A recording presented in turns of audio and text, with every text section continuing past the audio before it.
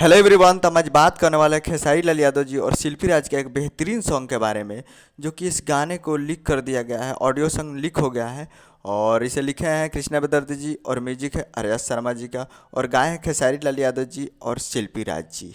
तो ये बहुत ही जल्द ही आप लोग को देखने को मिलेगा। जिस सॉन्ग का टाइटल रखा गया है टमाटर जैसन, जो कि आपको स्क्रीन के ऊपर दिखाई दे रहा है।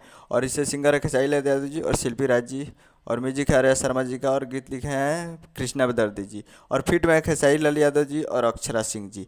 तो ये बहुत ही जल्द आप लोगों को देखने को मिलेगा सारेगामा हम भोजपुरी यूट्यूब चैनल पे फुल वीडियो सॉन्ग में, क्योंकि ऑडियो सॉन्ग तो लीक हो चुका है। तो फुल वीडियो अभी तो फिलहाल वीडियो सॉन्ग ही रिलीज हो रहा है, तो फुल वीडियो सॉन्ग में ही आप लोगों को ये सॉन्ग देखने को मिलेगा सारेगामा हम भोजपुरी यूट्यूब चैनल पे, क्योंकि ये कमिंग सूनर बहुत ही जल्द आने वाला है।